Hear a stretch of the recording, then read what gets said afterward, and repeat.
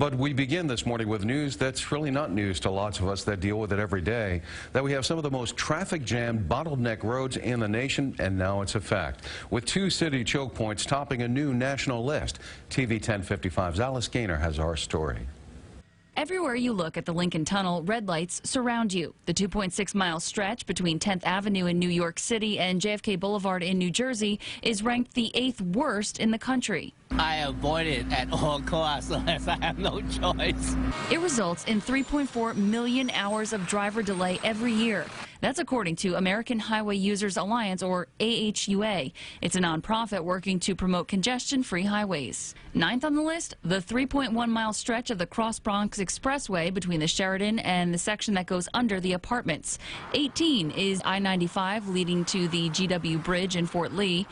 19, Pulaski Skyway between the New Jersey Turnpike and Central Avenue in Newark. Number 21, the Van Wyck Expressway south of Kew Gardens, Queens. 31, in New Jersey, 1 and 9 between Wilson Avenue and I-78. Number 33, the Brooklyn Bridge. 37, again, the Pulaski Skyway between Tonnelle Avenue and Broadway. And coming in at 42, where the LIE meets the BQE, Long Island Expressway in Queens, between 58th Street and 48th Street. It is getting worse over time in dozens of cities around the country. Greg Cohen is with AHUA, and while you may be thinking to yourself, great, another study telling me what I already know, what's the point? He says the report recommends a mix of expanding the roads and increasing transit options while using smart technology to make the corridors more efficient. Cohen says one bottleneck that dropped off the list in the last 10 years is the Woodrow Wilson Bridge outside of Washington, D.C. It was rebuilt and traffic improved. And for a full list of the biggest bottlenecks across our area, you can visit our website, WLNYTV.com. Joining us now to talk about the study's findings is Robert Sinclair. He's with AAA Northeast. That's the new name of the organization now. So, Robert, welcome to the show. And I guess, you know, we're topping the charts here, but compared to the past, is the situation worsening? Did we go higher on this list? Well, you know, this list is kind of hard to compare to the previous list because this one used real-time GPS data through cell phones, through GPS systems, through vehicles. It's the same data that the Federal Highway Administration uses. The list that the American Highway Users Alliance did 10 years ago is mathematical models and algorithms. So we think this is a better list, a more complete list, and we're able to quantify the problems very differently by using this data. Feel sorry for the people who had to sit in that traffic to record all this information. Yeah, it's a lot, and you consider that the top 2 in our area, the Lincoln Tunnel and those roads, I-95 east of GWB, each wasted more than 1.5 million hours. Excuse me, more than 3 million hours, 1.5 million gallons of gasoline. Those are numbers you can't even wrap your brain around. What is that in terms of an individual cost to you, in terms of your health, what it does to you? Well, what you know, it affects the quality of life because you're spending more time on the road than you are with friends and family. It affects productivity and, by extension, the impact of the U.S. economy. It puts us at a competitive disadvantage to the rest of the world because we're spending so much time in crushing traffic jams. And very interestingly, a part of the study looked at the lost time that trucks are facing, and 87% of the time that they lose in congestion, time and money in congestion, is only on 12% of the roads. Yeah, so, and we're all saying it's because the trucks are here, so we're looking at each other you know, the same way. The trucks in our area are definitely a part of it because we lack a rail freight tunnel. Most cities get 50% of their freight by rail. We get 85 to 90% of our freight by truck. So, well, that brings us to the potential solutions. Are any of them realistic? Because the price tags associated with this are, you know, just astronomical. They are. With creating like a freight tunnel. A freight tunnel, right. Well, and that's separate and apart from the passenger train tunnel that's being discussed now.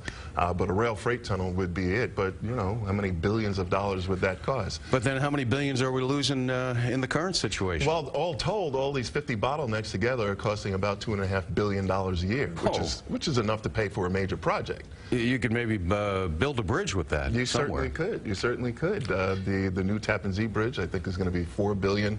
But the Kosciuszko Bridge, the new Kosciuszko Bridge in the BQE, is only $500 million. Only 500. Only you could build 5 of those. Exactly. Well, is there anything that can be done about these choke points? Because, like I said, for lots of us, this is nothing new. We've been living with this our whole lives. Yeah. Well, right now, Congress's conference committee is reconciling House and Senate version of a long-term highway bill, the first in 10 years.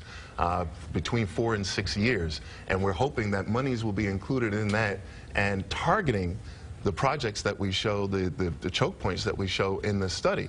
Because if you target that money to getting these things done, it will go a long way to improving the problem overall. So it happening just as we're going into Thanksgiving travel, it happening just as Congress is considering this bill, we think is very poignant in that both these things could be seriously affected by using the information from the study. Well, hopefully it doesn't get distracted by other political fights, which have previously held up lots of plans to do things with highway money in the past. Well, they've been punting the ball down kicking the can down the road, if you will, by doing 2-month extensions and 3-month extensions. We hope they get a long-term bill done, and we hope that part of it will be a slight increase of the gasoline tax. A nickel a gallon would be more than enough to pay for all that we need. Yeah, nobody would like it, but that's where you could definitely get some big bucks. You wouldn't even notice it. Gasoline now is 87 cents cheaper per gallon compared to last year in our region. So if it went up a nickel, would you notice? Perhaps not. Now, do we need a redesign of the entire highway system here? Major parts of the highway system need to be redesigned. We're coming up on 50 years, and in some cases 55 years, since the federal highway system, the interstate highway system, was conceived and built, and it had a 50-year service life. So there are major parts that need to be redone, repaved, rebuilt, bridges built, and roadways widened to increase capacity. So it's time. So much to do and so little time, especially when you think about how much of it's wasted in traffic. Were they able to get any sense of how much time New Yorkers and folks in the tri-state lose just sitting in their car? Well, each of the top two are wasting 3 million hours a year. The other three are wasting about 1 million to 1.5 million hours. So it's a lot of hours that we're sitting in lots of traffic jams. And interestingly, you're wasting more time at the Lincoln Tunnel, even though its traffic jams are shorter than the ones on the Cross Bronx Expressway. Seems like they could Cross Manhattan Expressway. Come up with some ideas there with that one in particular. Now, what toll does all of this take on your vehicle?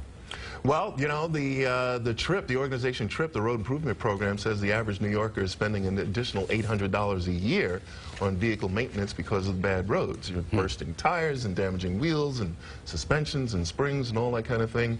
And, you know, pothole season rapidly approaches with winter, and you're going to see this situation recur. Well, we're getting the big travel this past week, and, you know, it's always potentially dangerous around this holiday. The statistics show that more people die in this holiday than any other. And I don't know, nobody seems to know exactly why, but perhaps there's some partying that people do when they come home for the holidays. But the advice is, Robert Sinclair, stay safe, right? No, don't drink and drive, and wear your seatbelt. If we could get people to stop drinking and driving and to wear their seatbelts when they're behind the wheel, we could probably eliminate half the deaths and injuries on the roadways. Well, Robert Sinclair, AAA New York, AAA Northeast now. And that's the new title folks are going to get used to. Thank you for joining us today. Happy holiday to you. And stay away from the Gowanus, okay? Thank you. Thanks for having me. And maybe the Lincoln Tunnel.